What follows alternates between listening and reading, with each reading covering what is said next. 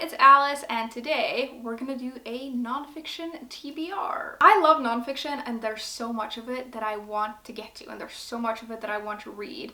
And unfortunately, last year I read less nonfiction than I usually do, and I kind of want to just get back into it this year and start reading more. If I'm in like a slumpy reading mood, nonfiction is like a no-go for me. But if I'm in a good reading mood, it is like the best thing ever. First up, we have got a book that I have had on my TBR for at least a couple of years, and I keep mentioning that I want to read it, and I still do. It's Factfulness by Hans Rosling. And this for me is like a difficult book to summarize because it seems to be about a little bit of everything and seems to touch on all kinds of different topics. At its core though, I think the book is about our perspective on our own reality and how it's very often distorted. Like for instance, when people are asked about like global trends like poverty in populations around the world, we systematically get the answers wrong. And like, why is that?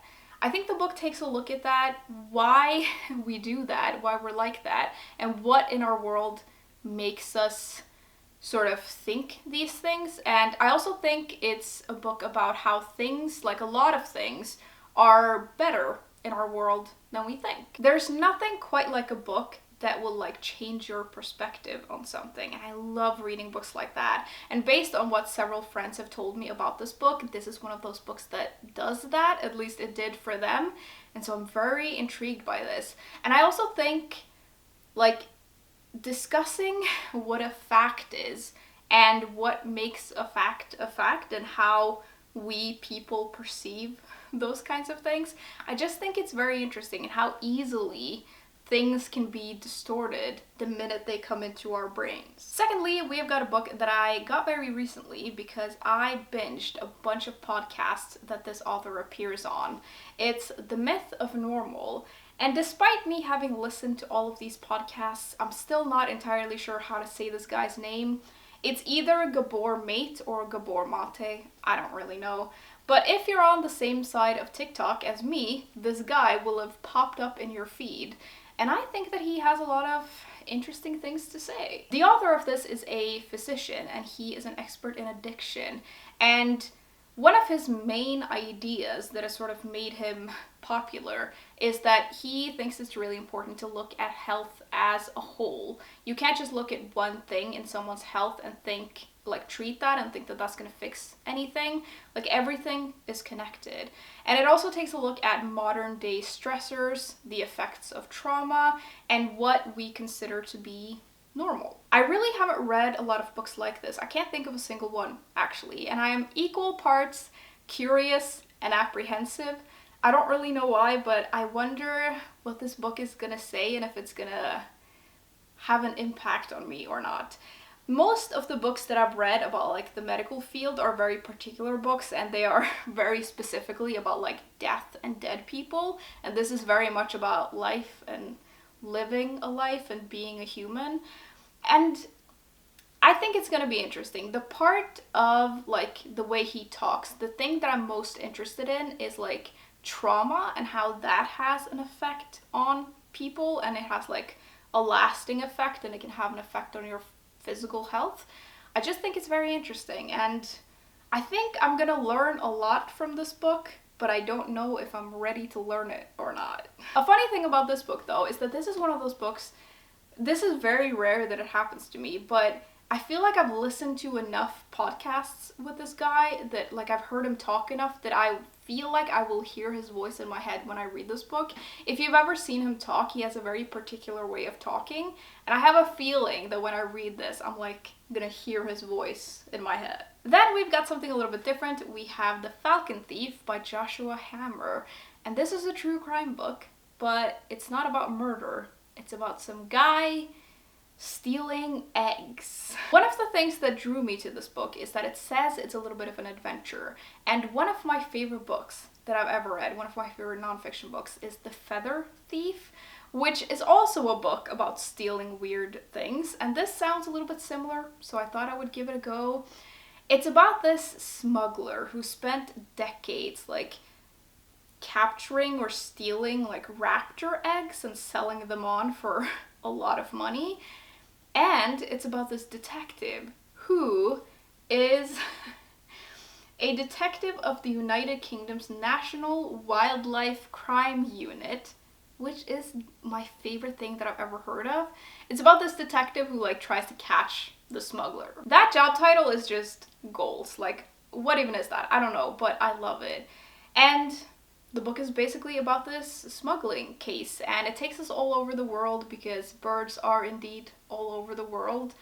And I just think it sounds like a lot of fun. I love these kinds of books that are like a mix between crime and nature. I just feel like it's peak. Next, I have got two books that I actually both started in 2022, but then I was just not in a great reading mood, so I put them down, but I want to pick them back up now because I really liked starting both of them.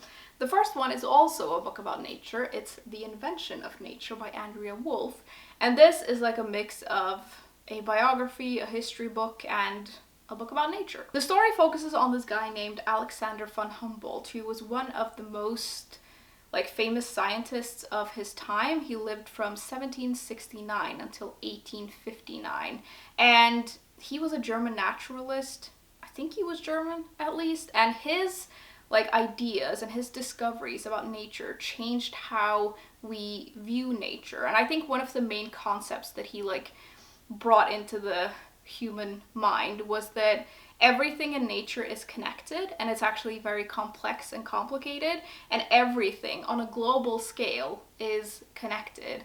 And this was a very new idea at the time, and it was very new to think that nature was not just something for humans to use. He went all over the world, had all of these amazing adventures, discovered all of this cool stuff, and he also, interestingly, had a lot of predictions about what might happen to nature if humans just do whatever they want to it, which is interesting. I only got like 40 pages into this or something like that, and I got to read about his childhood and where he came from and his like education and stuff like that, but I didn't get to any of the adventure stuff, and I wanna get back into it. I do have to be in the mood for this book though, and I really like the writing style, but the font is tiny and there is a lot of text in this book, and although it's not written super densely, it is a dense book because there's there's a lot of it. Like if the font was a little bit bigger, this book would have been like 1,000 pages. So I'm gonna have to be in the mood for it, but I love books like these and I love stories like these, and I can't wait to like learn more about this guy. I'm surprised I've never heard his name before I got this book. The second one I started that I didn't finish was Written in Bone by Sue Black, and I know I'm gonna love this book because I read the first like maybe 60 pages of this and I love that part, and I've also read another book by this author that I also loved, so I just need to dive back into this. The author of this is a professor of forensic anthropology and anatomy, and her work in her life has been mostly with mortal remains, and this book focuses on bones, obviously, and what we can discern from bones of people and like what we can see about how they lived, which is very interesting. And it takes a look at the different parts of the body. I think the part I read was about the skull, which was very interesting. The other book that I read by her was one of my favorite books that I read last year, and I just love how she writes. She's so knowledgeable, but she's also really good at like passing that knowledge on. Is that how you say it? She's very good at like explaining her craft and it being understandable, and she just knows so much, and it's fascinating. Then I have got two art books that I would like to read that are sort of in the same series of books, I guess, and each one of them focus on a different artist, and we get to look at some of their most significant art, and we get to learn a little bit about their lives. And I have several of these, some of which I've read, but I want to try to get to these two this year. So I've chosen the one about Monet and the one about Renoir, and both of these are some of my favorite painters. I have always loved art, and I love looking at it, specifically like more classical paintings. I'm not necessarily that into modern art. I think it's because I don't always feel like I understand it, but I love learning more about the artists behind the art because I feel like I don't know enough about these people. I wonder if this is a self-portrait. I don't actually know what Monet looked like, but I just want to learn more about these artists. And a cool thing about this is that you get to learn, but you also get to just spend some time looking at art. Then at the end here, I have 3 books that I do not have physical copies of because I would like to try these books as audiobooks. Now, if you've been on this channel for a while, you will know that I quite struggle with audiobooks. I really have a hard time finding ones that I like. But last year, I managed to listen to 2 audiobooks, which I was very happy with. And so I want to try some more, and I feel like memoir is the way to go with audiobooks for me. How it's gonna go to try to listen to these books, I have no idea, but I've picked out 3 that I want to at least try listening to. The first one is Taste by Stanley Tucci, and to be honest, I just want to read this because I really like Stanley Tucci. I don't know a lot about him though, but I see him occasionally he pops up on my TikTok and he like cooks food, and I love listening to him talk and like talk about food. And so I think maybe this could be a cool book to read. There's something about memoirs that have like a focus on food that I just really, really like.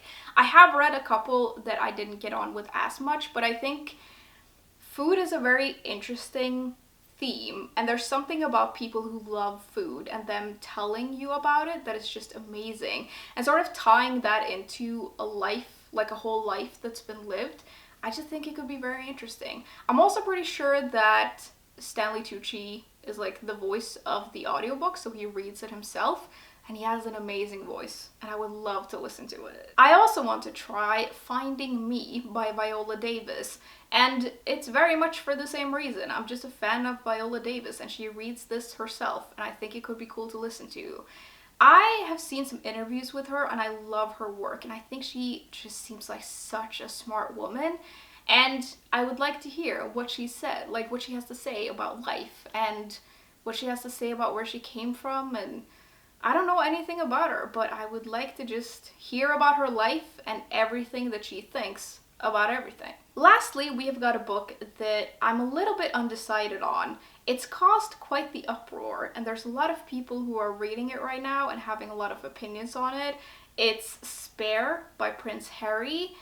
And the thing with this book is that I don't follow a lot of what's going on with that whole thing. I think it's difficult to discern what's real and what isn't, and I think there's a lot of different kinds of truths going about, but I think the English royal family is very interesting, and I think what's happening is very interesting. And the thing with this book is that I think so many people have so many strong opinions of this book and this whole thing that I think I'm gonna have to like read it for myself to decide what I think, because it's very hard to sort of figure out what to think based on what other people think of it. There is also, I'm not gonna lie, there is a part of me that like kind of likes the drama.